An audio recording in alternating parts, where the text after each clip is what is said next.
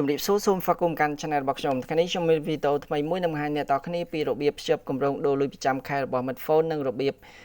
បាញ់លុយដែលយើងដូររួចទៅឲ្យមិត្តភ័ក្តិរបស់យើងសម្រាប់ធ្វើការលេងអ៊ីនធឺណិតបានរយៈពេល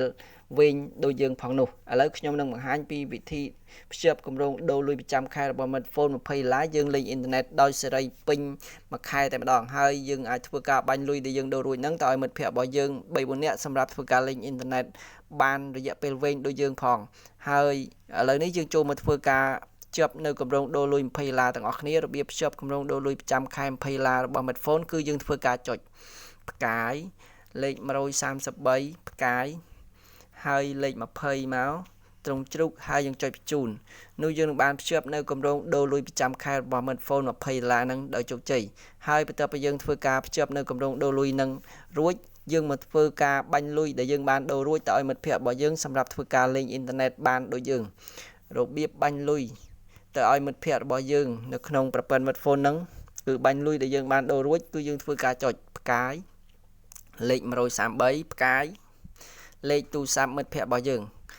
ខ្ញុំឧទាហរណ៍ថា097ហើយលេខប៉ុណ្ណេះ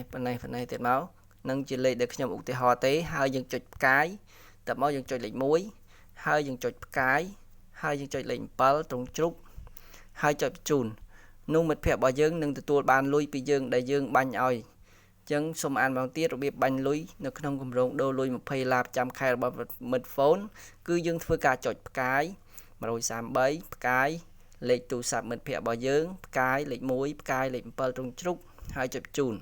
នោះមិត្តភ័ក្តិរបស់យើងនឹងទទួលបានលុយស្មើនឹងយើងផងដែរហើយមួយទៀតគឺរបៀបឆែកមើលលុយរបស់យើងដែលមាននៅក្នុងគណនីរបស់យើងវិញគឺយើងធ្វើការចុចផ្កាយ133ផ្កាយ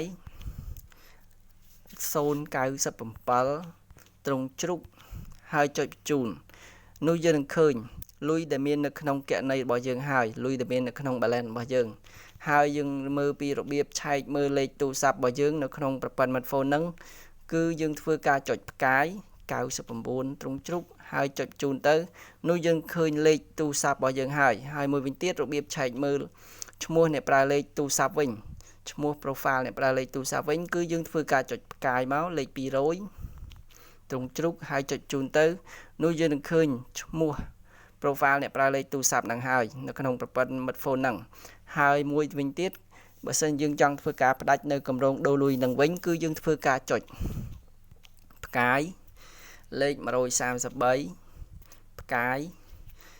លេខ02ដងត្រង់ជ្រូកហើយចុចបញ្ជូនទៅនោះយើងនឹងបានផ្ដាច់នៅគម្រោងដូរលុយនៅក្នុងប្រព័ន្ធ Metfone នឹងដោយជោគជ័យអញ្ចឹងវីដេអូនៃការបង្ហាញពីវិធីភ្ជាប់គម្រោងដូរលុយប្រចាំខែរបស់ Metfone $20និងរបៀបបាញ់លុយដែលយើងដូររួចទៅឲ្យមិត្តភ័ក្តិរបស់យើងគឺសូមចាប់ត្រឹមនេះសូមអ្នកទាំងអស់គ្នាចូលរួមចុចអក្សរ Subscribe និង Like នៅខាងក្រោមវីដេអូនេះផងសូមអរគុណ